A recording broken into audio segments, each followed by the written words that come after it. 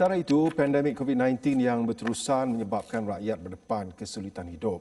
Walaupun sebelum ini kerajaan banyak memberikan inisiatif dan bantuan-bantuan kepada rakyat, namun virus maut itu yang semakin membimbangkan mengakibatkan kebanyakan rakyat hilang punca pendapatan. Dan terbaru, banyak pihak berharap agar kerajaan membenarkan pengeluaran caruman akaun 1 KWSP bagi kelangsungan hidup. Walaupun semalam Perdana Menteri sudah menyatakan tindakan itu sukar dilakukan kerana ia akan menyebabkan masalah pada masa hadapan, namun ada juga yang mahu Tan Sri Muhyiddin pertimbangkan semula keputusan itu. Bagi mendapatkan gambaran jelas mengenai permasalahan itu, kami cuba untuk bertanyakan kepada pensyarah kanan Putra Business School PBS, Profesor Madya Dr. Ahmad Razman Abdul Latif yang juga pakar ekonomi yang kini ada di talian Skype. Assalamualaikum Prof. Waalaikumsalam warahmatullahi wabarakatuh. Baik Prof, ramai rakyat yang hidup terdesak sekarang nak kena bayar kereta, rumah, kerja dah hilang ya. Ada yang dah balik ke kampung, ada yang tersangkut dengan alung. Apa pandangan Prof kepada golongan seperti ini? Wajar akaun 1 KWSP diberi kelonggaran untuk dikeluarkan? Ya, apabila kita melihat apa yang berlaku sekarang, pandemik COVID-19 masih lagi tidak nampak kesudahannya, manakala ekonomi masih lagi belum pulih sepenuhnya, dan bulan ini adalah bulan yang pertama moratorium tidak ada apabila masing-masing tempat sembahyang komitmen hutang, dan memang banyak golongan yang terkesan dan perlu mencari sumber pendapatan ataupun bagaimana ingat membayar komitmen hutang dan juga kos sara hidup bulanan. Dan disebabkan itu, bagi saya, apa yang perlu kita tunggu ialah sebenarnya pada minggu depan apabila Belanjawan 2021 akan diumumkan. Ramai yang berharap bahawa inisiatif serta bantuan yang diberi dalam pelan seperti sebelum ini, prihatin bencana sebelum ini, dapat diteruskan sehingga tahun depan supaya golongan yang terjejas ini dapat dibantu. Namun, kita faham bahawa ada juga setengah golongan ini, mungkin dia tak layak dapat bantuan sedemikian rupa, tetapi telah kehilangan pekerjaan dan mempunyai mungkin jumlah yang cukup dalam KWSP itu untuk membolehkan mereka mengeluarkan sedikit untuk menampung kos yang mereka hadapi sekarang.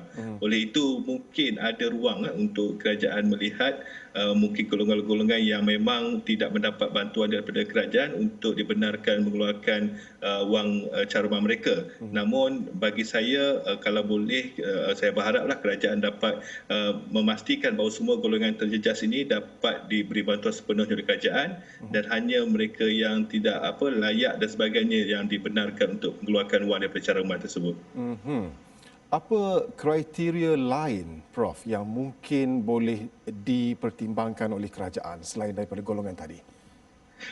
Mungkin kita boleh tengok dari segi faktor usia, dari faktor berapa jumlah simpanan ataupun caruman yang mereka ada dalam KWSP, ataupun kita boleh lihat adakah mereka tinggal di bandar atau luar bandar, sebab kita tahu mereka yang tinggal di bandar memang amat memerlukan kos sara hidup yang tinggi.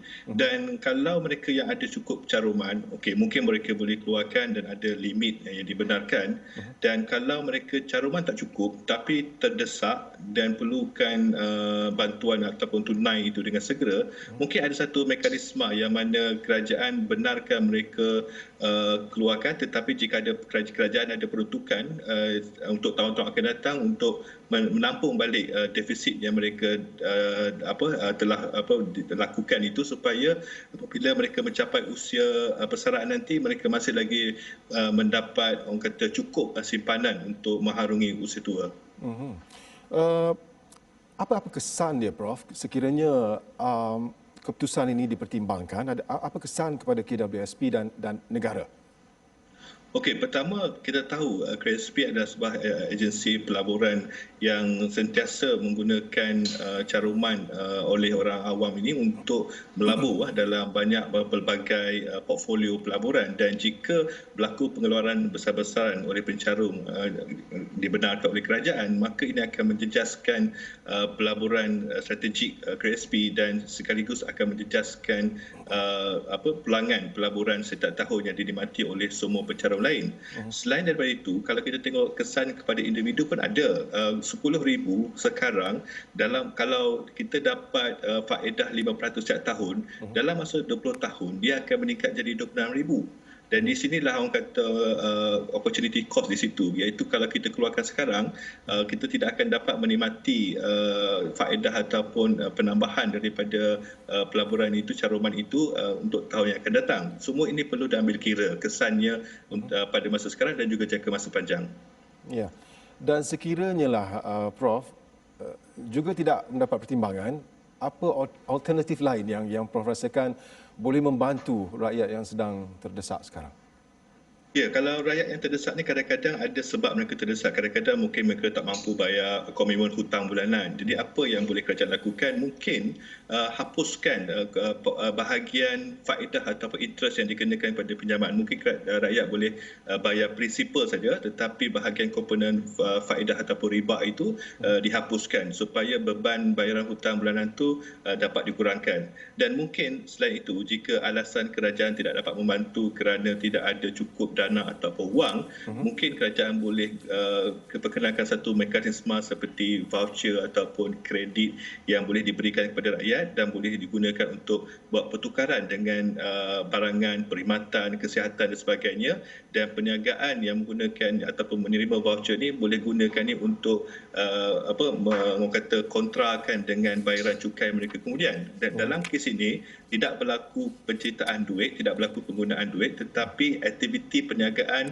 antara rakyat dengan perniagaan tetap berlangsung dan masing-masing akan dapat manfaat. Di situ banyak lagi yang kita boleh terokai yang tidak melibatkan bebanan hutang kepada kerajaan dan juga bebanan rakyat yang terpaksa mengeluarkan duit sendiri untuk menampung kos bulanan sekarang ni. Ya, baik. Terima kasih banyak Prof. Sama-sama. Assalamualaikum. Itu tadi Profesor Madya Dr. Ahmad Razman Abdul Latif.